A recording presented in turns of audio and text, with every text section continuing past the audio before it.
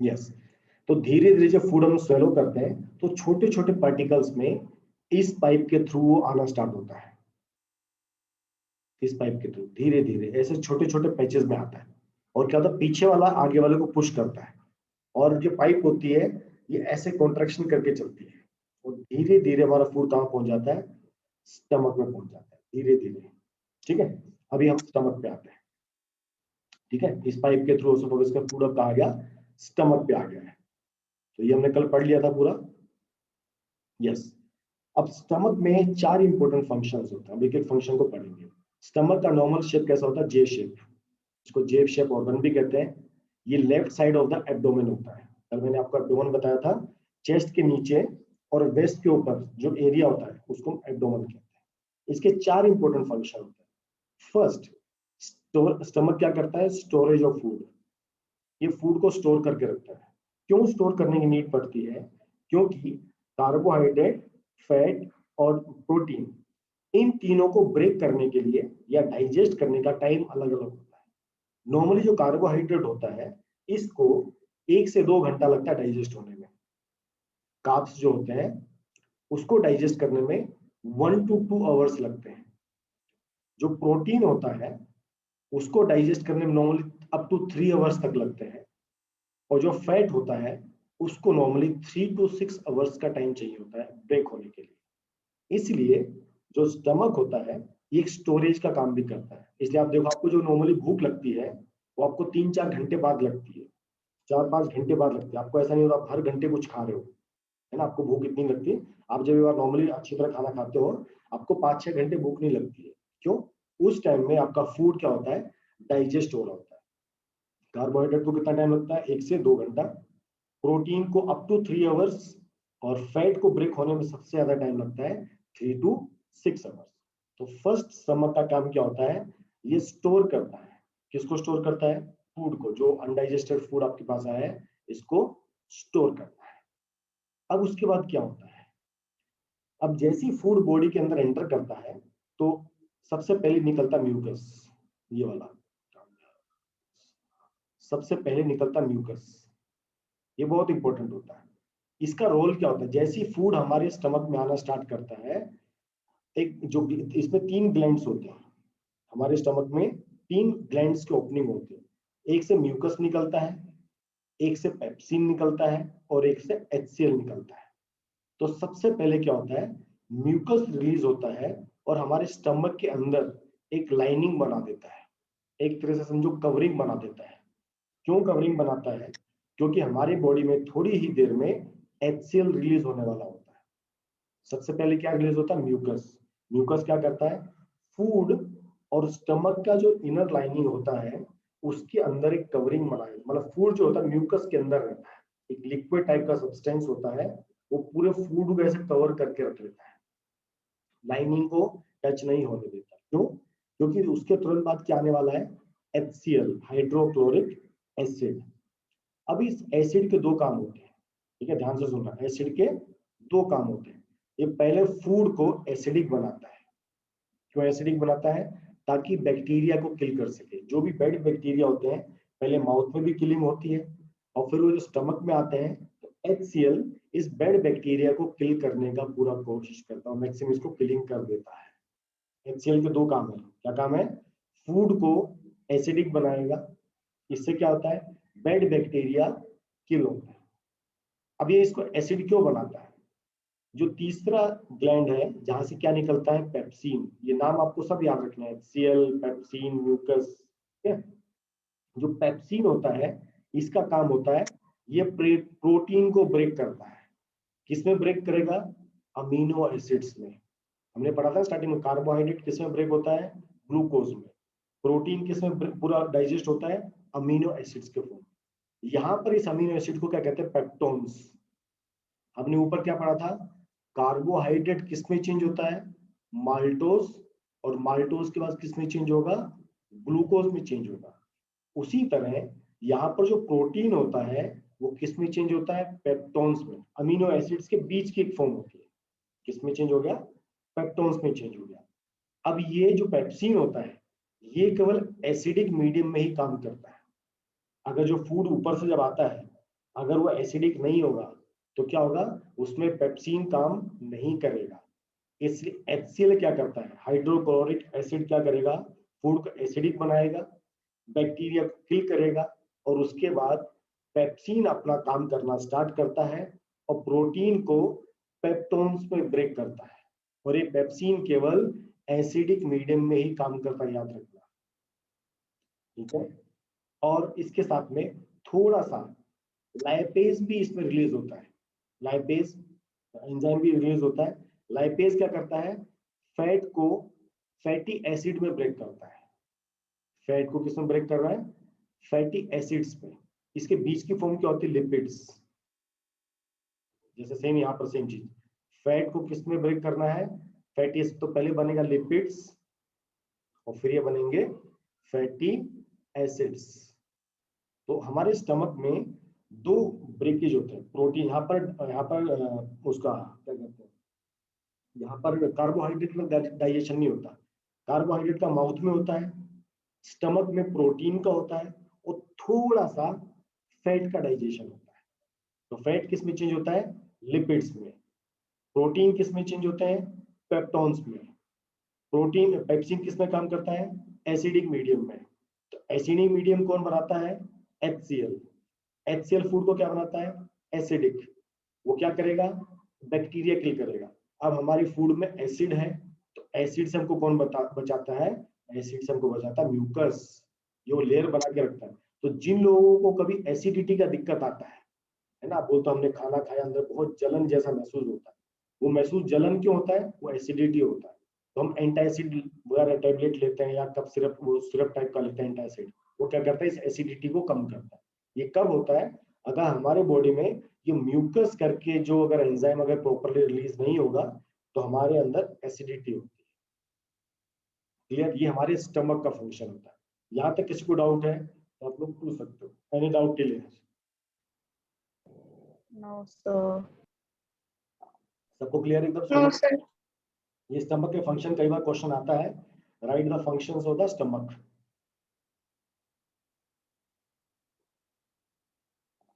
Good. तो चार function थे, storage of food, mechanical churning of the food, ये हमने बताया था, ठीक है। जो भी फूड अंदर रहता है उसको प्रॉपर ऐसे मिक्सिंग चलती रहती है, कॉन्ट्रैक्शन, ये हमारा जो स्टमक होता है फूड को ऐसे चर्निंग करता रहता है ताकि प्रॉपर मिक्सिंग रहे। और फोर्थ इसका काम होता है regulation of flow of food into small intestine. After 3-4 hours, after 3-4 hours अब फूड क्या होता है, धीरे धीरे कहा जाता है स्मॉल इंटेस्टाइन में जाता है। देखो यहाँ पर अभी फूड यहाँ पर आया था, अब इसके अंदर से धीरे धीरे यहाँ से फूड यहाँ पर नॉर्मली पड़ा रहता है, इधर इस पोर्शन में फूड पड़ा रहता है, फिर धीरे धीरे फूड यहाँ से जाना स्टार्ट करता है। अभी देखो ये है लीवर, अभी लीवर को भी ध्यान से समझो, लीवर बहुत इंपॉर्टेंट, सबसे इंपॉर्टेंट पार्ट हमारा लीवर का होता है। सिर्फ from where HCl and mucus come. बेटा ये स्टमक में रहता है, स्टमक में देखो यहाँ पर ना ऐसे यहाँ पर ओपनिंग्स होते हैं, एक ओपनिंग ये है, एक ओपनिंग ये है और एक ओपनिंग ये है। तो एक ओपनिंग से आपका म्यूकस बाहर आता है, एक ओपनिंग से आपका HCl बाहर आता है और एक ओपनिंग से आपका पेप्सिन बाहर आता है, ठीक है। ऐसे डिफरेंट डिफरेंट ग्लैंड्स होते हैं, ठीक है प्रार्थना बच्चा। ये स्टमक के अंदर ही होते हैं बेटा, जब आपको मैं वीडियो दिखाऊंगा तब आपको अच्छा और क्लियरिटी आएगा इसमें, ठीक है। सर अल्कोहल की वजह से लीवर क्यों फटता है? इसकी वजह से, अल्कोहल। अल्कोहल की वजह से, तेरे को पीने का शौक है क्या? बताता हूँ क्यों फटता है। अब पहले नहीं लीवर, सर, मैंने बहुत बार सुना है। हाँ लीवर डैमेज होता है। देखो लीवर का काम क्या होता है, लीवर के काम को समझो, लीवर का काम क्या होता है, ठीक है। लीवर एक तो बाइल जूस क्रिएट करता है, लीवर का बहुत इंपॉर्टेंट फंक्शन होता है। लीवर हमारी बॉडी में जो हमको पूरी एनर्जी मिलती है ना, वो लीवर की वजह से मिलती है। तो लीवर बाइल जूस बनाता है, ठीक है, बाइल जूस बनाता है। ओके चलो शांति शांति शांति।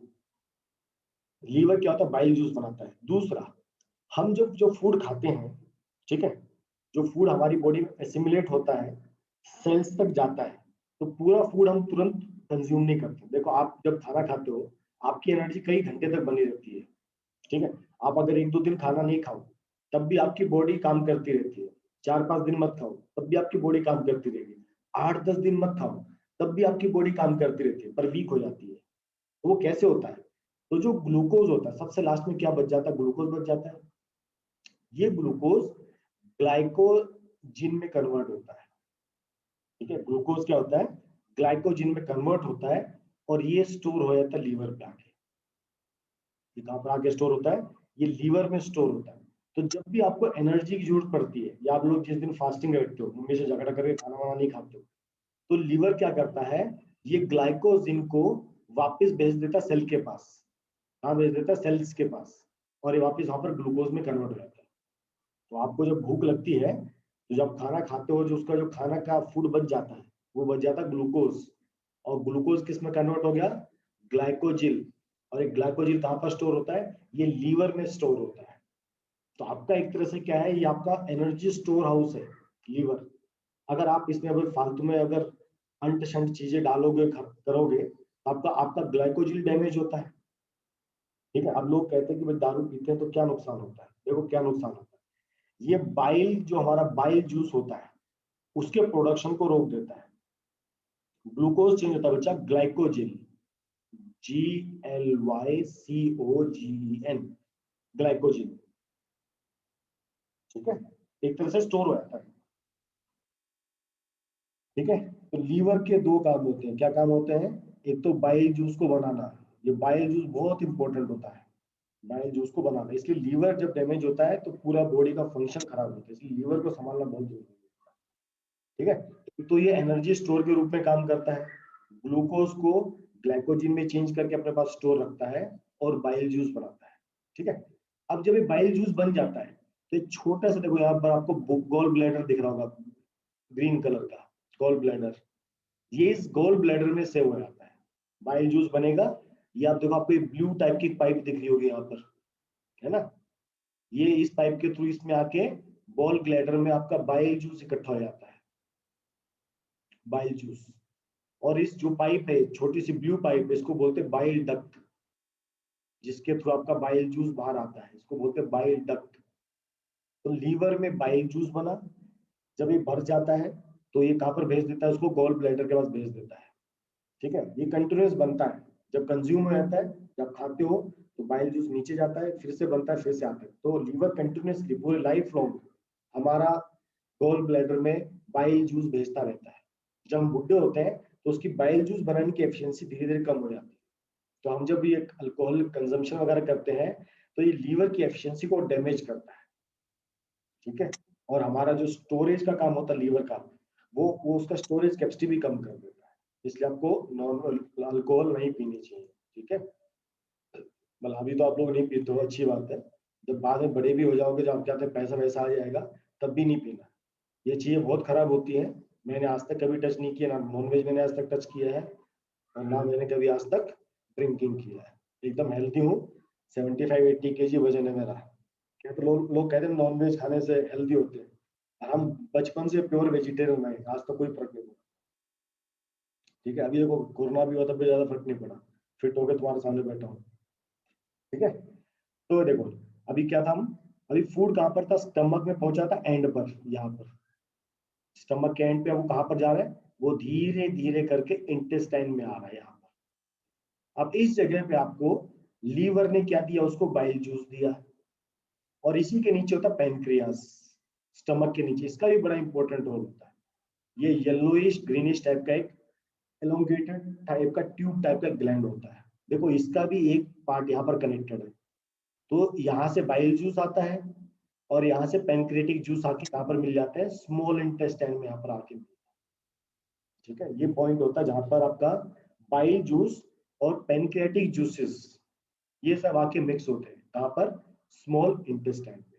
यहाँ तक क्लियर है सबको? फिर हम नीचे चलेंगे शीट में। यहाँ तक क्लियर सबको? Yes. खाना खाया स्टमक में, अब कहाँ पर जा रहा है? स्मॉल इंटेस्टाइन में जा रहा है। स्मॉल इंटेस्टाइन में जाते जाते गॉल ब्लैडर से बाइल जूस आ रहा है और पैनक्रिया से पैनक्रियाटिक जूस आएंगे। चलिए गुड। नीचे चलते हैं, नीचे पढ़ेंगे हमने और क्या क्या है। अब स्मॉल इंटेस्टाइन में देखो क्या क्या होता है। जो स्मॉल इंटेस्टाइन होता है, आपको मैंने देखो अभी क्लास स्टार्ट होने से पहले एक्सप्लेन किया था, जो एलिमेंट्री कैनल में जो सबसे बड़ा पार्ट होता है 6 मीटर लेंथ का अपना स्मॉल इंटेस्टाइन होता है। तो ये साइज वेरी करता है हर्बीवोरस और कार्निवोरस में। हर्बीवोरस में नॉर्मली जो साइज होता है वो 5 to 6 मीटर का होता है, डिपेंड करता है प्लांट मतलब कौन सा हर्बीवोरस है। और कार्निवोरस में 1.5 मीटर to 2.5 मीटर का ये स्मॉल इंटेस्टाइन होता है। इसलिए इंसान को, और इंसान का कितना होता है 6 मीटर, इसलिए इंसान को वेजिटेरियन होना चाहिए, नॉन वेजिटेरियन नहीं होना चाहिए। बाकी इच्छा आपकी है, साइंस तो यही कहता है, अगर आप साइंस को भी बिलीव करते हो। ठीक है, अभी देखिए फूड हमारा स्टमक से निकला और कहां पर आ रहा है, स्मॉल इंटेस्टाइन में आ रहा है। तो बाइल जूस आ रहा है और पेनिक्रेटिक जूस आ रहा है। अब बाइल जूस का काम क्या क्या होता है, this partially digested food is acidic. जब ये स्टमक से निकलता है तो वहां पर HCl में मिक्स हुआ था, तो फूड कैसा था, एसिडिक था। अब इस एसिडिक को एल्कली में चेंज करना बहुत जरूरी होता है, क्योंकि आगे जो जूसेस है पेनक्रेटिक जूसेस, ये एल्कली में काम करते हैं। तो हर हर जगह देखो फूड बार बार चेंज होता है, माउथ में एल्कली होता है, स्टमक में आगे तो एसिड बनता है, जब वापस ये कहां पर आएगा, पेनक्रिया मतलब स्मॉल इंटेस्टाइन में आएगा तो क्या बनना है, उसको एल्कलीन बनता है। अब इसको एल्कलीन कौन बनाता है, अब देखो bile is secreted from the liver. Liver से क्या निकलता है, बाइल जूस। कहां पर स्टोर होता है, गॉल ब्लैडर में स्टोर होता है। अब जो ये बाइल होता है इसमें क्या क्या होता है, इसमें बाइल पिगमेंट होता है और बाइल सॉल्ट होता है। इसमें कोई एंजाइम नहीं होता, याद रखना, आपसे कई बार पूछा जाएगा कौन से ग्लैंड में एंजाइम नहीं होता। तो बाइल जो होता है, बाइल जूस, उसमें कोई एंजाइम नहीं होता। क्या होता है, पिगमेंट होता है और सॉल्ट होता है। अब ये सॉल्ट क्या करता है, ये बाइल सॉल्ट ब्रेक करता है, किसको ब्रेक करता है, फैट को। फैट मॉलिक्यूल्स को स्मॉल लिपिड्स में चेंज करता है। देखा इतना इंपॉर्टेंट काम है, फैट होता है, फैट को ब्रेकिंग का काम कौन करता है, ये बाइल जूस काम करता है। ठीक है, समझ में आया, बाइल जूस का काम, फैट सबसे इंपॉर्टेंट होता है। ठीक है, फैट को ब्रेक करने का काम बाइल जूस करता है, ये बाइल जूस का काम हो गया। अब जो पैनक्रेटिक होता है, पैंक्रियास, उससे 3 जूस निकलते हैं। उसमें क्या क्या होता है, सोडियम बाइकार्बोनेट है, ग्लूकोज मतलब छोटे छोटे मतलब होता है पैकेट्स, ऐसे ऐसे बन जाते हैं, इसको बोलते हैं ग्लोबुल्स। तो फैट कैसे छोटे छोटे वो बनाता है, टुकड़े बनाता है, पीसेस कर देता है उसको। ठीक है, अब देखो पैनक्रियाटिक जूस में सोडियम बाइकार्बोनेट है, पैनक्रेटिक एमाइलेज है, इसमें एंजाइम ट्रिप्सिन है, और इसमें पैनक्रेटिक लैप। इसमें 4 चीजें इंपॉर्टेंट होती है। सोडियम बाइकार्बोनेट, आपको एक एक चीज का नाम याद रखना है और किसका फंक्शन क्या था आपको पता होना बहुत जरूरी है, इसलिए मैंने एक एक पॉइंट एक एक करके लिखा है। सोडियम बाइकार्बोनेट होता है, पैनक्रेटिक एमाइलेज होता है, ट्रिप्सिन एंजाइम होता है, और पैनक्रेटिक लाइपेज होता है। अब देखो जो सोडियम बाइकार्बोनेट होता है उसका काम क्या होता है, ये एसिडिक मीडियम को एल्कली मीडियम में चेंज करता है। ये एसिडिक फूड को एल्कली फूड में चेंज करता है। सोचो इतना सारा प्रोसेस हमारे फूड के नाम तो सिर्फ खा के खुश हो जाता है, तो कितना सारा काम अंदर होता है देखो। दूसरा, पैनक्रेटिक एमाइलेज क्या करते हैं, ये जो स्टार्च होता है इसको ग्लूकोज में चेंज करते हैं। तो धीरे धीरे माउथ में चेंज हुआ था, कार्बोहाइड्रेट किसमें, माल्टोज में। अब जो माल्टोज यहाँ पर जो स्टार्च है, ये स्टार्च प्लस माल्टोज दोनों होता है, ये किसमें चेंज हो रहा है, धीरे धीरे ग्लूकोज में चेंज हो रहा है। कौन चेंज कर रहा है, पैनक्रेटिक एमाइलेज को चेंज कर रहा है। और क्या है, ट्रिप्सिन होता है, जैसे उस स्टमक में क्या था, पेप्सिन, यहाँ पर क्या है, ट्रिप्सिन। ये क्या करता है, जो बचा हुआ पेप्टोन्स था, प्रोटीन्स था जो ना बीच वाला फॉर्म था पेप्टोन्स, उस पेप्टोन्स को अमीनो एसिड्स में चेंज कर रहा है। तो यहाँ पर समझो आपका प्रोटीन ब्रेक हो रहा है, यहाँ पर आपका कार्बोहाइड्रेट ब्रेक्स हो रहा है, और थर्ड जो पैनक्रेटिक लेपेज होता है वो फैट को लिपिड्स में चेंज कर रहा है। तो यहाँ पर फैट का भी डाइजेशन होता है। तो एक तरह से जो पैनक्रियाज होता है बहुत इंपॉर्टेंट रोल प्ले करता है, आपके तीनों डाइजेशन में हेल्प करता है। ठीक है, कार्बोहाइड्रेट को ब्रेक करने में हेल्प करता है, आपके प्रोटीन को ब्रेक करने में हेल्प करता है, और आपके फैट को ब्रेक करने में हेल्प करता है। ये पूरा डाइजेशन चल रहा है हमारा, डाइजेशन माउथ में स्टार्ट, हमारा प्रोसेस कैसे है, इंजेक्शन, डाइजेशन, एब्जॉर्प्शन, एसिमिलेशन और इजेक्शन। तो माउथ में आने तक इंजेक्शन, माउथ में जब हमने कटिंग करके च्युइंगिंग स्टार्ट किया तब से हमारा डाइजेशन स्टार्ट हो गया, और हमारा स्मॉल इंटेस्टाइन तक हमारा डाइजेशन ही चलता है। डाइजेशन सबसे लंबा प्रोसेस होता है। ठीक है, वापस फूड कहाँ से आया? स्टमक से आया। कहाँ पर आया? स्मॉल इंटेस्टाइन में आया। क्या क्या मिला उसको? बाइल जूस मिला और पेनक्रियाटिक जूस मिले। बाइल जूस ने क्या किया? बाइल जूस ने काम किया, फैट को ब्रेक करने का काम किया, लिपिड्स बनाए। पेनक्रियाटिक में क्या हुआ? Sodium bicarbonate. सोडियम बाइकार्बोनेट क्या कर रहा है? एसिड को एल्कली में चेंज कर रहा है। फिर पेनक्रियाटिक एमाइलेज क्या कर रहे हैं? स्टार्च को ग्लूकोज में चेंज कर रहे हैं। ट्रिप्सिन क्या कर रहा है? प्रोटीन को अमीनो एसिड्स में चेंज कर रहा है। और पेनक्रियाटिक लाइपेज क्या करता है? फैट को लिपिड में चेंज करना स्टार्ट कर देता है। ये प्रोसेस कहां तक होता है? यहां तक। यहां तक आते आते ये सब प्रोसेस हो चुका होता है। यहां तक किसी को डाउट है? Any doubt till here? No sir. सबको समझ आ रहा है अच्छी तरह? टॉपिक अच्छा है?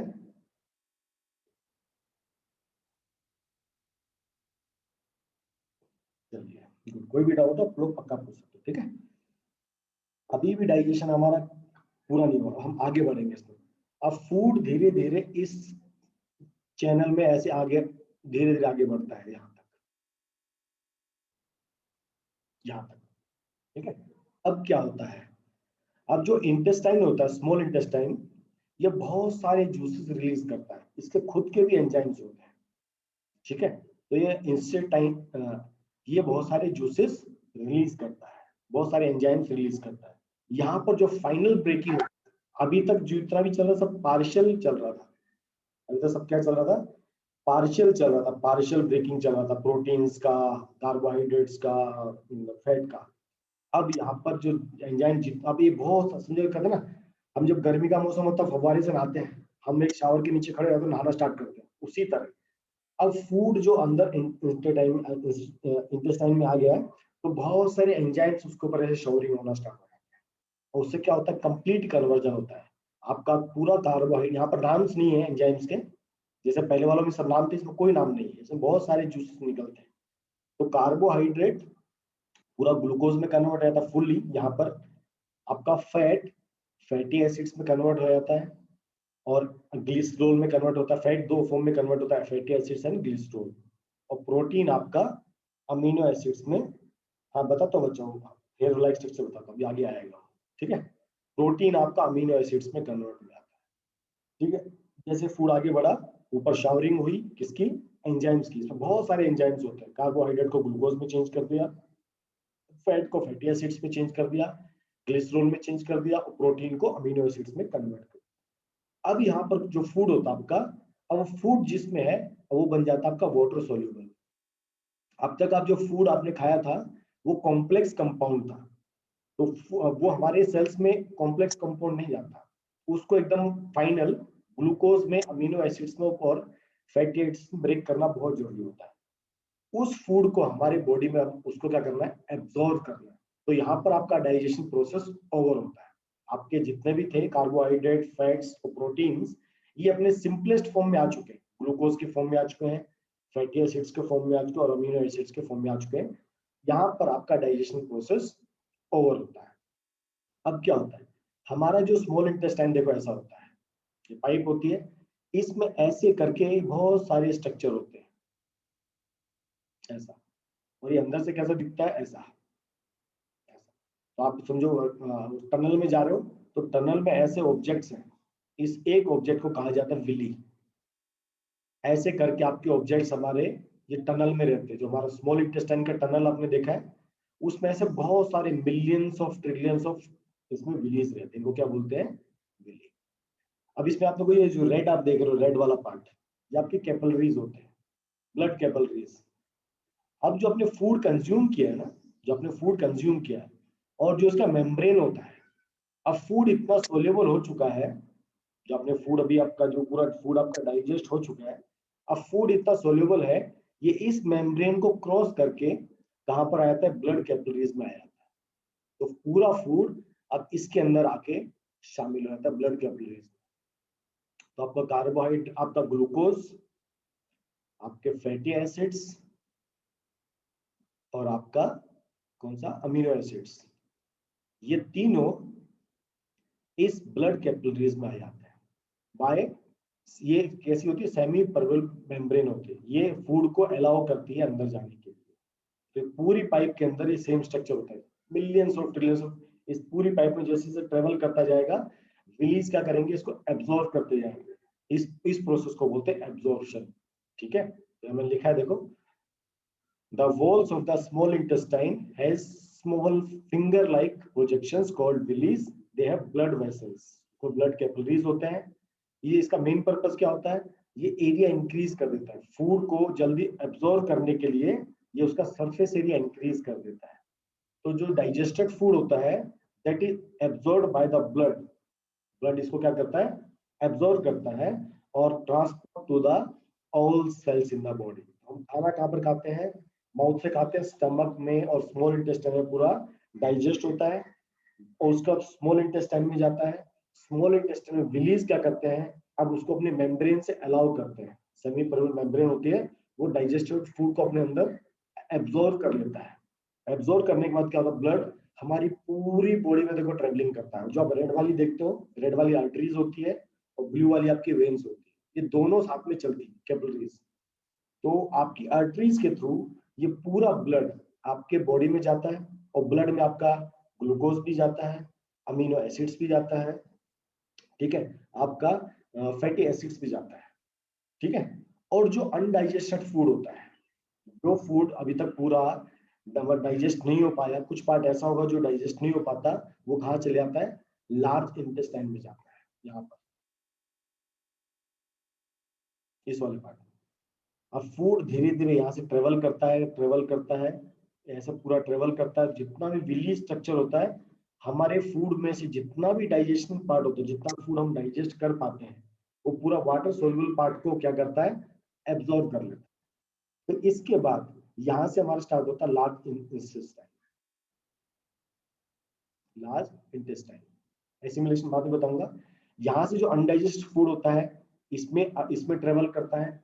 इस पोर्शन में भी हम, इसमें जो वाटर पार्ट होता है, जैसे फूड इसमें ट्रेवल करता है धीरे धीरे ऐसे ट्रेवलिंग करता रहता है, तो यहाँ पर वाटर एब्जॉर्ब होता है और जो अनडाइजेस्टेड फूड होता है सॉलिड फिशेस बन जाते हैं और यहाँ पर रेक्टम में आके यहाँ पर स्टोर होता है कुछ समय के लिए।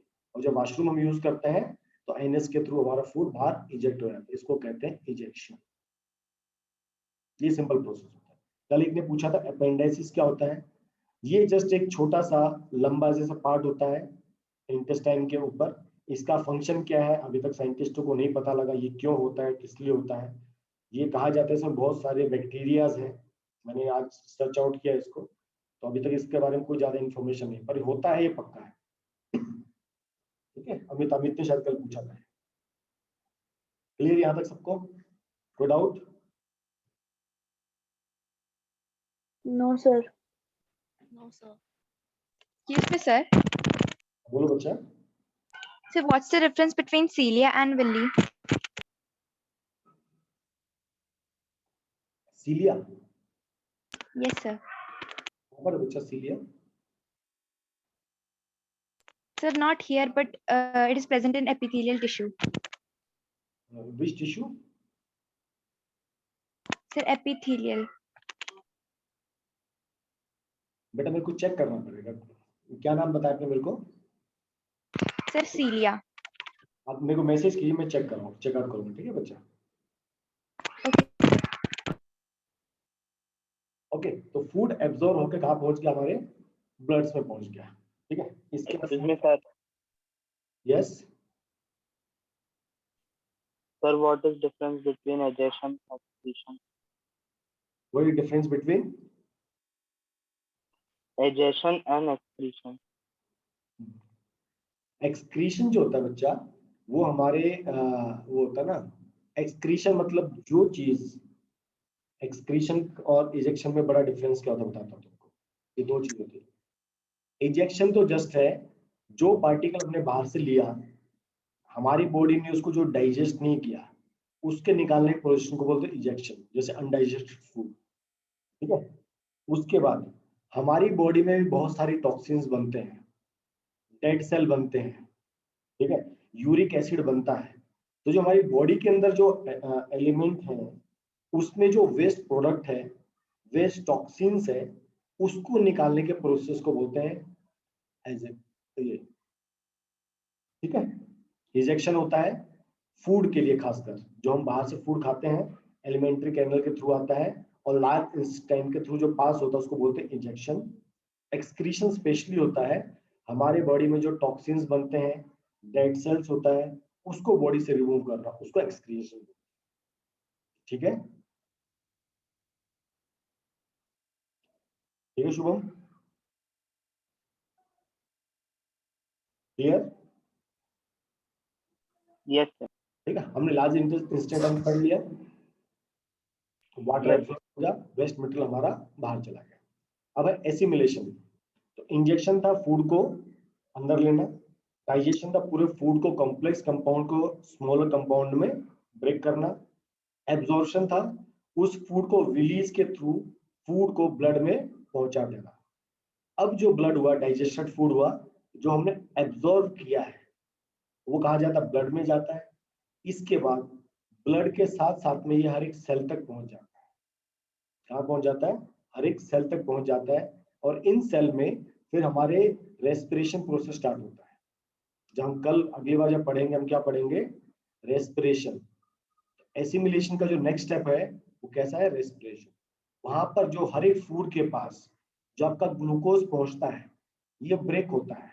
जहां पर इसको मिलता है ऑक्सीजन, ये हमारा ग्लूकोज है, यहाँ पर हमको ऑक्सीजन मिलती है, ठीक है। यहाँ पर दो तरह के रेस्पिरेशन होता है, एरोबिक रेस्पिरेशन, एनरोबिक रेस्पिरेशन। तो ये आपका 6CO2 और ये वापस H2 में कन्वर्ट होता है और हमको यहाँ पर मिलती है एनर्जी। तो एसिमिलेशन प्रोसेस किसको बोलते हैं? जो फूड हमारे ब्लड में आ गया, ब्लड से सेल्स तक पहुंच गया, यहाँ पर सेल क्या करेंगी? यहाँ पर रेस्पिरेशन प्रोसेस होता है हर एक सेल के पास। वहां पर हमारा जो डाइजेस्टेड फूड होता है वो जो ग्लूकोज में कन्वर्ट होता है CO2 H2O में, और हमको एनर्जी मिलती है, और एनर्जी हम डिफरेंट डिफरेंट पर्पस के लिए यूज करते हैं। इसको बोलते हैं एसिमिलेशन। फूड को सेल तक लाना, उस सेल को, उस फूड को ऑक्सीडाइज करना। यहाँ पर एक तरह से क्या होता है? ऑक्सीडेशन होता है। Addition of oxygen is called as oxidation. तो आपका यहाँ पर फूड क्या होता है? ऑक्सीडाइज होता है, मतलब आपका फूड यहाँ पर यूटिलाइज होता है। हमने खाना क्यों खाया था? एनर्जी के लिए। यहाँ पर वो ATP और ADP कंसेप्ट फिर से आएगा। ये जो एनर्जी बनने के लिए हमने फूड खाते हैं, तो एनर्जी कैसे बनेगी, फूड कैसे होगा, वो हम अगली बार जब अपना लेक्चर रहेगा उसमें हम रेस्पिरेशन प्रोसेस को कवर करेंगे। तो यहाँ पर आपका ह्यूमन न्यूट्रिशन कंप्लीट होता है। यहाँ तो कोई डाउट किसी को? Excuse me, sir. Yes. Sir, can you sir please explain that C6 cellulose plus oxidation? बेटा आपकी आवाज क्लियर नहीं आ रही है। सर वो C6H12O6 प्लस ऑक्सीडेशन, सर वो वाला पार्ट नहीं। ये मैंने कहा जब जब रेस्पिरेशन पढ़ेंगे ना उसमें कवर अप होता है। एसिमिलेशन का मतलब हो गया आपका डाइजेस्टेड फूड आपकी सेल्स तक पहुंच गया ब्लड के थ्रू, यहाँ पर रेस्पिरेशन होता है, ठीक है। ये फूड कन्वर्ट होता है किसमें? कार्बन डाइऑक्साइड में और वाटर में, और बहुत सारा एनर्जी प्रोड्यूस होता है। ये रेस्पिरेशन में हम लोग पढ़ेंगे, ठीक है। तो यहाँ पर आपका ह्यूमन न्यूट्रिशन कंप्लीट होता है। Yes sir. ठीक है। अब इसमें एक छोटा सा टॉपिक है टूथ डिके, और उसके बाद हम लोग वीडियो देखेंगे डाइजेशन वाला। 5 मिनट हम टूथ डिके पढ़ते हैं, ठीक है। तो देखो आप लोग बच्चों ने, आप बचपन में आप लोग चॉकलेट्स वगैरह खाते थे, है ना? आपको सबसे बचपन में सबसे ज्यादा चॉकलेट्स पसंद थे, किसी को कैडबरी पसंद है, किसी को 5 स्टार पसंद है। अपने बचपन में जब भी आप जाते थे आपको चॉकलेट्स खाने का मन करता था। तो देखो आपको बचपन में आपके दांत भी खराब होते थे, ठीक है। और जैसे जैसे आप बड़े होते हो, अगर आपकी आदतें अच्छी ना हो, आप ब्रश ना करो खाने के बाद, तो क्या होता है? कुछ लोगों के दांत, देखो डिफरेंस दिख रहा है दोनों में, एक एकदम व्हाइट दिख रहा है, एकदम एक येलोइश दिख रहा है ना? ये ऐसा भी हो जाता है। अब ऐसा क्यों होता है? इसको कहते हैं डेंटल कैरीज या डेंटल प्लग। ये होता कैसा है, इस चीज को समझेंगे, ठीक है। तो ये देखो, ये हमारे दांत होता है, ये हमारी दांत की शेप है। सबके बाहर, सबसे बाहर जो पार्ट है उसको क्या बोलते हैं? एनिमल। ये एकदम व्हाइट, आपको व्हाइट वाला पोर्शन दिख रहा है हमारे दांत के बाहर, ये सबसे सॉलिड होता है, ये बोन से भी मजबूत होता है, तो इसको क्या बोलते हैं? एनिमल। इसके अंदर जो ये वाला पार्ट होता है इसको बोलते हैं डेंटाइन। इसको क्या बोलते हैं? डेंटाइन। सबसे ऊपर होता है एनिमल, ENAMEL, एनिमल। यहाँ लिखा हुआ है, इसका मार्कर चेंज करता हूं इसका। ठीक है, तो जो हम खाना खाते हैं और अगर हम ब्रश ना करें तो हमारा देखो, हमारे फूड में क्या होता है, क्या रहता है? स्टार्च रहता है। स्टार्च मतलब माल्टोज होता है, हमारा डाइजेशन स्टार्ट होता है। ठीक है, हमारे फूड में हमारा डाइजेशन स्टार्ट होता है, हम स्टार्च खाते हैं, स्टार्च का डाइजेशन स्टार्ट होता है, क्या बन जाता है? माल्टोज। ठीक है, अगर हम प्रॉपरली ब्रशिंग नहीं करेंगे, हम टीथ को अच्छी तरह साफ नहीं करेंगे, तो क्या होता है, ये शुगर हमारे यहाँ पर दांतों में यहाँ पर इकट्ठा होने लग जाता है, इस लोकेशन पे जहां पर हमारा ब्रश नहीं पहुंचता, कई बार यहाँ पर इस लोकेशन पे इकट्ठा होता है। इस इकट्ठा होने पर क्या होता है, ये धीरे धीरे सॉलिडिफाइड होता चला जाता है, इसके ऊपर एसिड वर्क करता है। ठीक है, बैक्टीरिया धीरे धीरे यहाँ पर हमारे फूड पार्टिकल्स के ऊपर क्या होता है, ग्रो, अपना घर बना लेता है। जैसे आपने थोड़ा सा एक जैसे कहते हैं ना, आप कभी रास्ते में जाओ और अगर किसी ने एक जगह वहां कचरा डाला हो, तो आप देखो धीरे धीरे सारी पब्लिक वहां पर कचरा डालने स्टार्ट कर देती है। उसी तरह जब हम रेगुलर ब्रशिंग नहीं करते, तो जो थोड़ा फूड पार्टिकल, खासकर शुगर वाला पार्ट, ये हमारे टीथ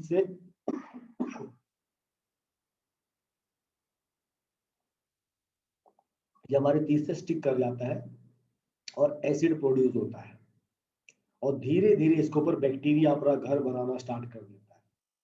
और धीरे धीरे क्या होता है, ये पीलापन, येलोइश पार्ट जो होता है ना, ये बढ़ता रहता है। अब जो स्लाइवा में तो प्रॉपर्टी होती है इस एसिड को न्यूट्रलाइज करने की, लेकिन ये टीथ के सरफेस पे नहीं पहुंच पाता। अगर आपके नीचे जो जम्स होते हैं, ये जो स्किन होता है, उस पार्ट तक तो न्यूट्रलाइज कर देता है, लेकिन जो स्लाइवा होता है ये हमारे टूथ सरफेस पे नहीं पहुंच पाता।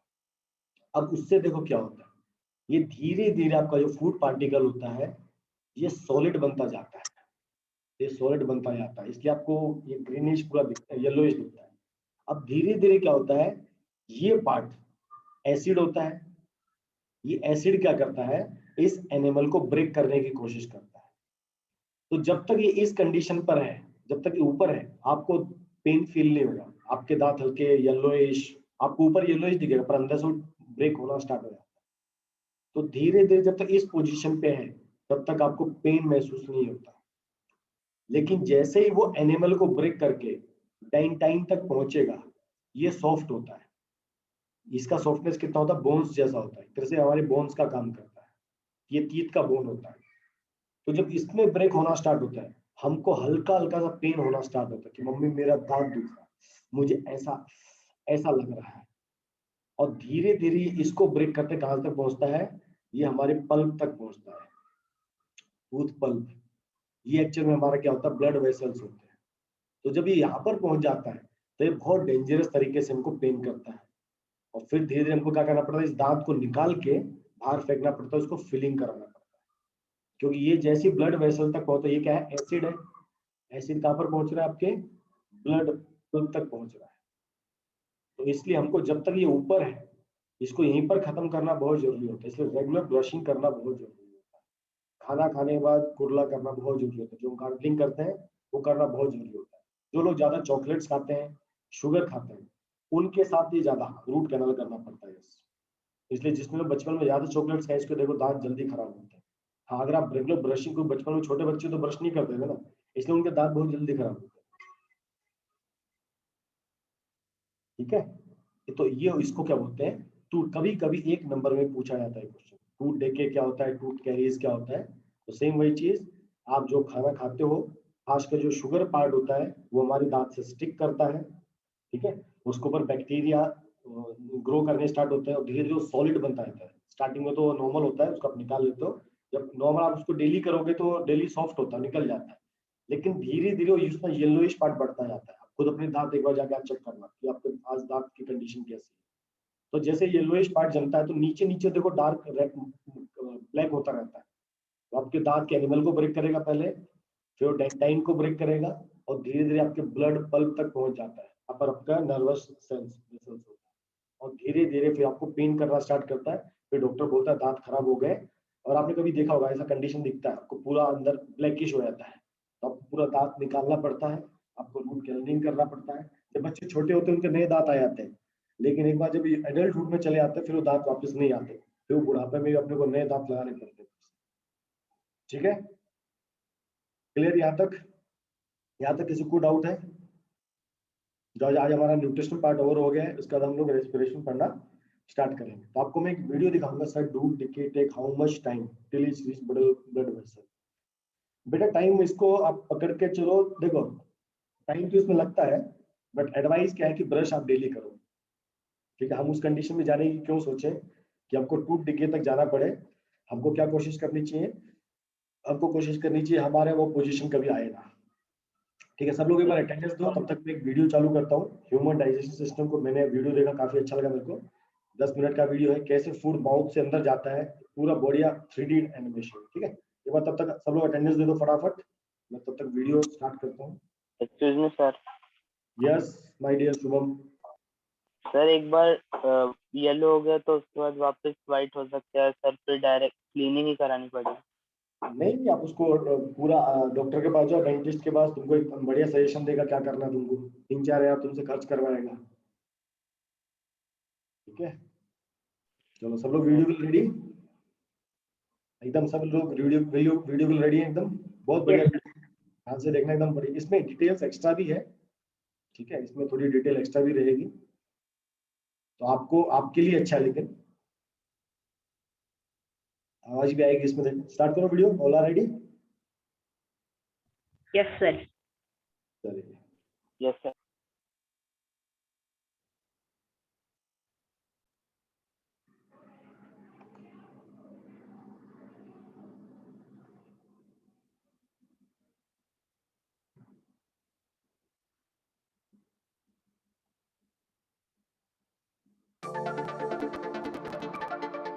The human digestive system is very complex and has evolved over millions of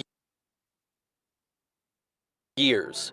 It basically consists of the rectum, the large intestine, the small intestine, the pancreas, the stomach, also called gaster and ventriculus, and the liver with the gallbladder. The esophagus is also part of this system, as well as various salivary glands near the mouth.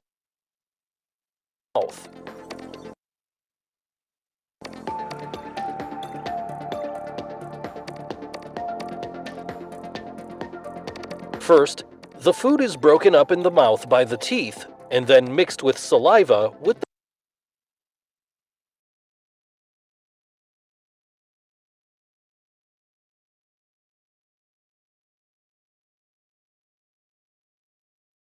the help of the salivary glands. Saliva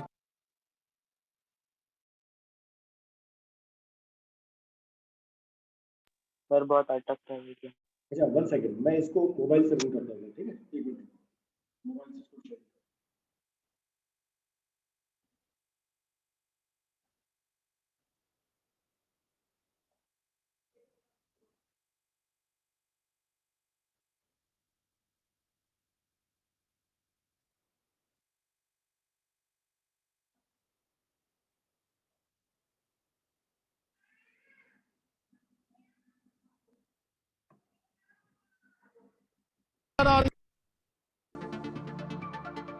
The human digestive system is very complex and has evolved over millions of years. It basically consists of the rectum, the large intestine, the small intestine, the pancreas, the stomach, also called gaster and ventriculus, and the liver with the gallbladder. The esophagus is also part of this system, as well as various salivary glands near the mouth.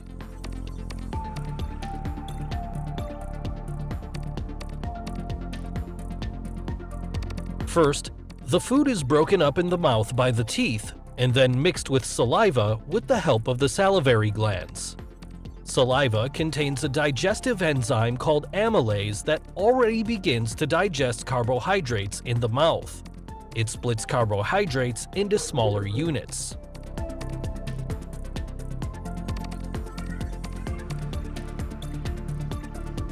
The ball-like mixture of food with saliva, also known as bolus, is pushed into the throat by the tongue, and finally into the esophagus, which propels the bolus to the stomach. The esophageal lumen, that is, the opening inside the esophagus, is very flexible, which allows boluses of different sizes to be transported. The esophagus consists of several layers. These layers occur throughout the entire digestive tract. The two outer muscle layers are responsible for peristalsis. Through these two muscles, the bolus can be transported from the mouth to the stomach, even if the person is standing on his head.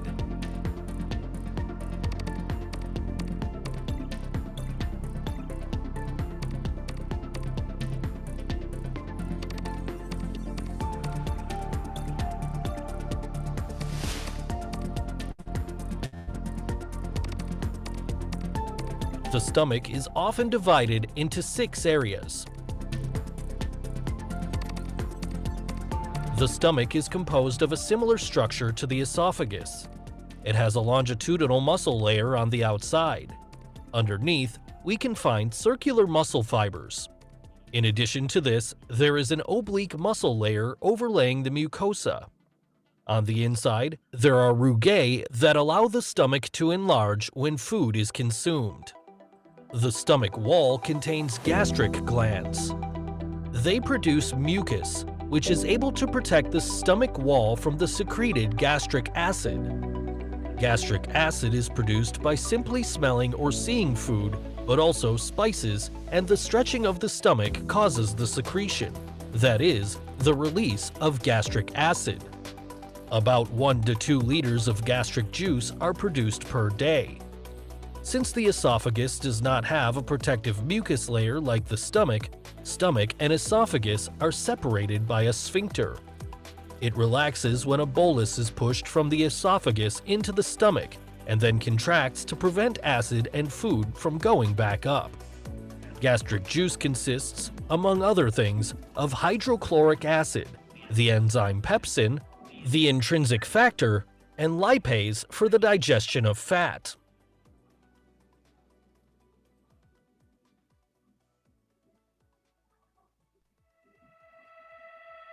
In addition to nutrients, food also contains bacteria that can damage the body.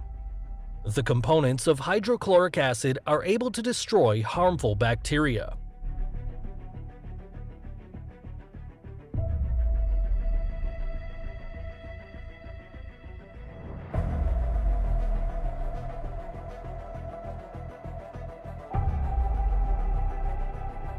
In addition, hydrochloric acid converts pepsinogen, also released by the gastric glands, into pepsin.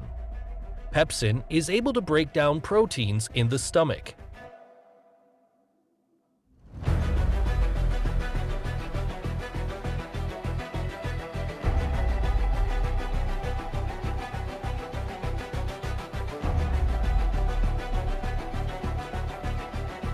For a vitamin B12 absorption in the small intestine, the intrinsic factor is needed, which is produced by the gastric glands.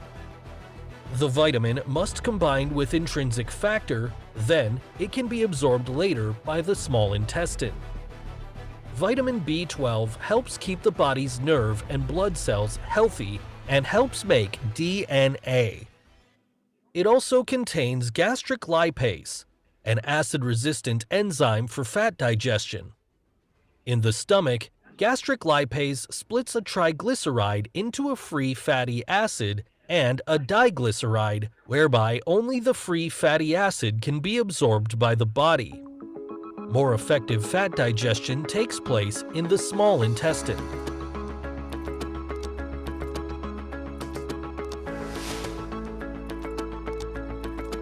Through gastric juice and stomach movements, which take place approximately every 20 seconds, the individual boluses are mixed to a semi-fluid mass of partly digested food, the so-called chyme. The chyme cannot enter the duodenum at first because there is a sphincter at the stomach exit. The pyloric sphincter resembles the esophageal sphincter. The pyloric sphincter opens only a few millimeters, so that larger pieces remain inside the stomach. In the first section of the small intestine, the duodenum, bile, and pancreatic secretions are mixed with the chyme via the ampulla of Vater. Pancreatic juice contains numerous digestive proenzymes and enzymes. In order for these to do their job, a higher pH value than that in the stomach is necessary. For this reason, pancreatic juice contains sodium hydrogen carbonate. Hydrogen carbonate is able to neutralize the acid in the chyme and thus produce the optimum pH value of 7 or 8.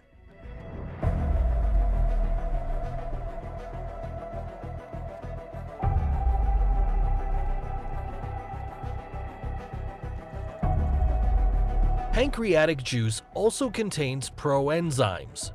It is only through enterokinase, released by the duodenum wall, that the proenzyme trypsinogen becomes trypsin, which can split proteins and activate other trypsinogens.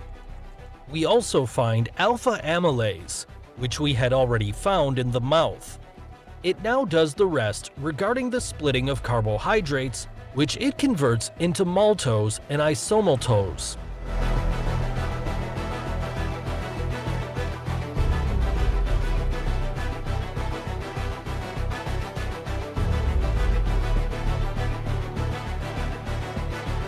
Furthermore, pancreatic lipase is able to split triglycerides into 2 free fatty acids. The gastric lipase, as we have seen before, can produce only 1 free fatty acid. The pancreatic lipase can cleave triglycerides excellently because the bile breaks the fats down into tiny droplets. This is called emulsification. Numerous other enzymes are part of pancreatic juice, but these will not be explained in detail here.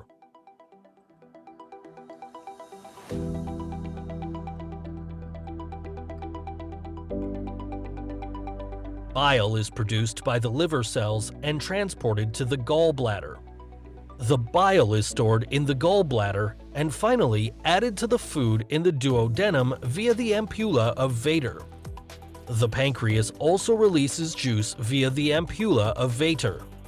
The small intestine consists of 3 sections: duodenum, jejunum, and ileum. The ileum continues into the large intestine in the right lower abdomen. The duodenum and the jejunum have circular folds to increase the contact surface with the food. These circular folds extend about 1 centimeter into the lumen of the small intestine. These folds are covered with small finger-like projections called villi. Villi increase the surface considerably. Villi are about 1 millimeter long.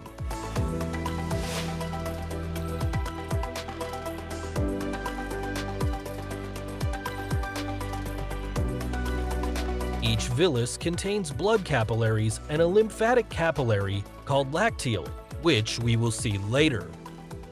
The nutrients, marked green here, are absorbed by the villus and transferred to the blood capillaries.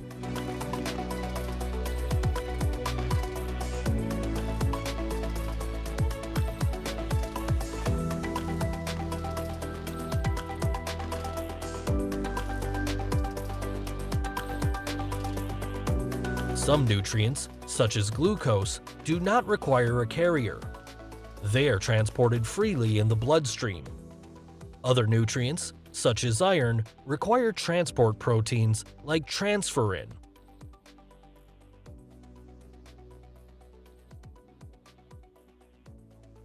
Fats are transported by chylomicrons, which are lipoproteins.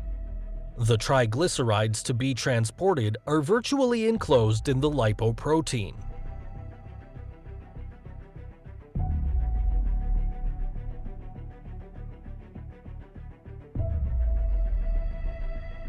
Chylomicrons and triglycerides are then transported through the lacteal of the villus. Each villus is covered by even smaller microvilli. They multiply the intestinal surface considerably. The microvilli absorb nutrients them to the inside.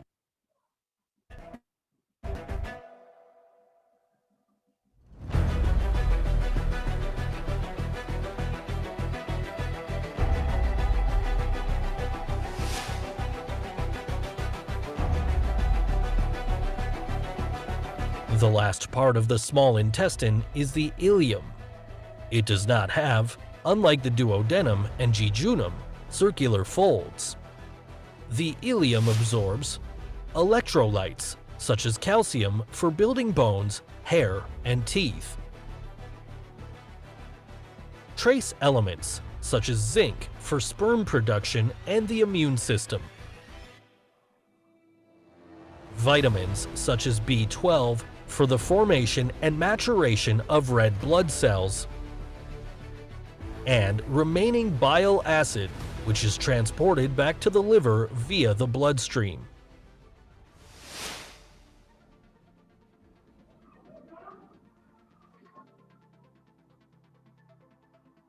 As with the esophagus, the food is transported by peristalsis. In contrast, segmentation contractions serve to mix the chyme, which is shown here in yellow and red, to make it easier to see the mixing process.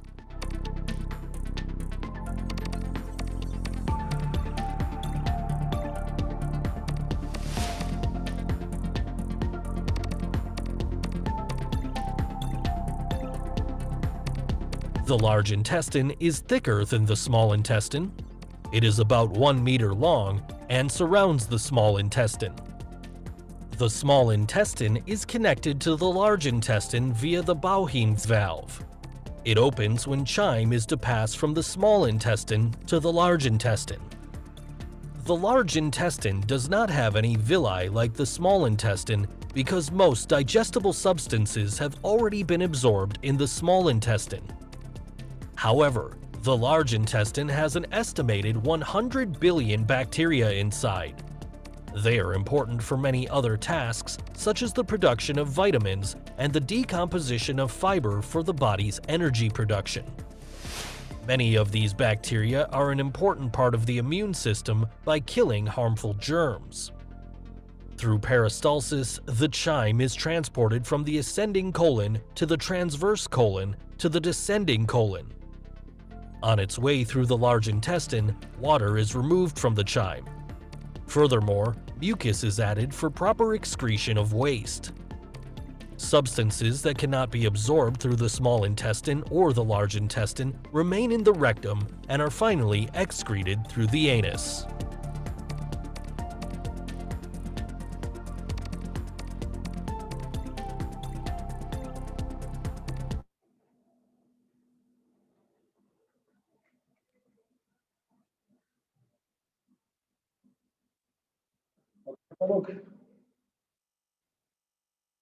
ठीक है, video को मैं group पे share कर दूंगा।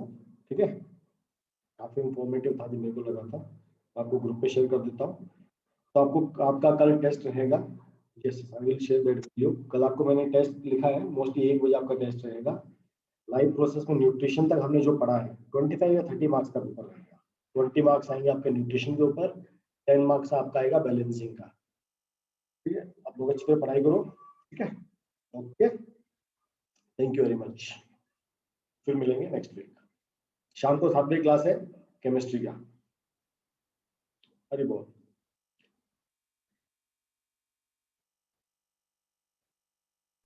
हरि बोल sir. Hari बोल।